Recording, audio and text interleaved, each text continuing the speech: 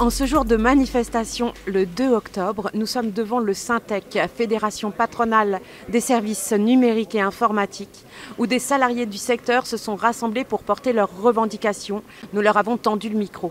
Les jeunes manifestants ont ensuite rejoint le cortège parisien qui défilait place d'Italie à l'appel de l'intersyndicale pour la deuxième fois depuis le 18 septembre. On est un secteur qui est très peu mobilisé en France. On a très peu de personnes qui font grève dans le secteur des sociétés d'études, du jeu vidéo, du conseil ou des bureaux d'études. Et donc on a besoin de créer des actions qui répondent directement aux sensibilités des travailleurs et des travailleuses de nos secteurs. Les conditions de travail se dégradent avec des salaires qui ne sont pas indexés sur l'inflation.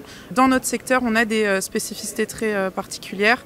C'est qu'on a beaucoup de personnes qui sont en contrat jour, en forfait jour, et qui en fait multiplient les heures de travail de plus en plus, travaillent de plus en plus pour des salaires qui sont de moins en moins élevés et avec une pression qui est de plus en plus forte. Ça amène les travailleurs et les travailleuses à être dans une situation qui devient de plus en plus pénible avec des burn-out qui ne sont pas reconnus en maladie professionnelle, avec une non-reconnaissance en fait des conditions de santé qui se dégradent. On travaille tous aujourd'hui dans des secteurs qui sont de plus en plus touchés par des licenciements massifs, que ce soit par exemple le secteur des jeux vidéo qui a beaucoup fait parler de lui depuis plusieurs années, mais également le secteur de l'informatique et des bureaux d'études et du conseil.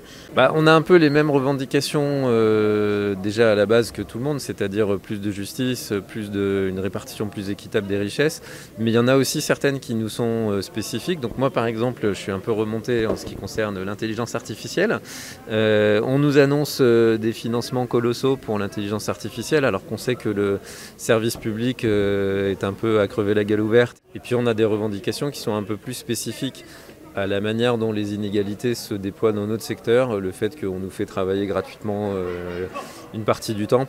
Il y a eu des réorganisations internes qui génèrent aujourd'hui beaucoup de souffrance dans l'entreprise, qui finissent par générer des burn-out massifs. J'ai vu un collègue qui a fait une tentative de suicide sur les horaires de bureau.